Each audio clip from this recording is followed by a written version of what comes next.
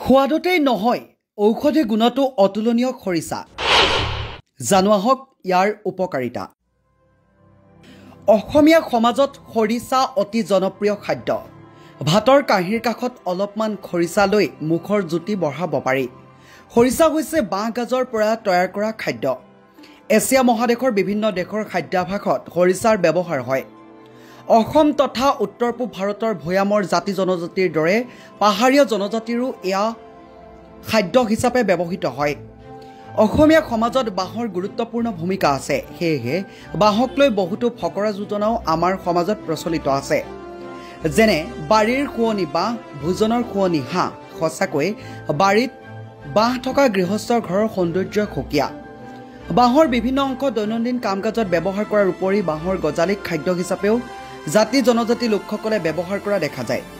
খৰিচা বা বাঁহ গাজৰ ঔষধি গুণাগুণৰ বিষয়ে আপোনালোকক জনাব বিচাৰিছো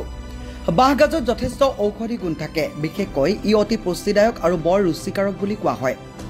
বাঁহ গাজ কম আঁহযুক্ত আৰু কম চৰ্বিযুক্ত হোৱাৰ বাবে শৰীৰৰ ওজন কমোৱাত সহায় কৰে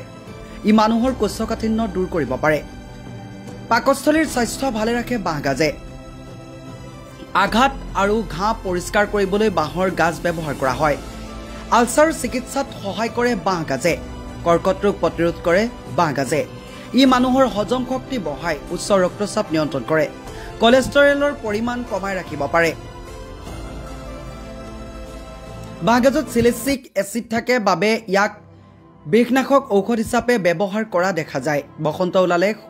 শুকনি হিচাপে মাগুৰ মাছৰ লগত শুকান খৰিচা দি ভাজি মান সহকাৰে বসন্ত ৰোগীজনক শুকনি দিয়াৰ পৰম্পৰা অসমীয়া সমাজত প্ৰচলিত আছে সুন্দৰ বৰলে কামুৰিলে খৰিচা পানী খানি দিলে উখহি নাযায় আৰু বিষো কম হয় ৰোগ প্ৰতিৰোধ ক্ষমতা বৃদ্ধি কৰে খৰিচাই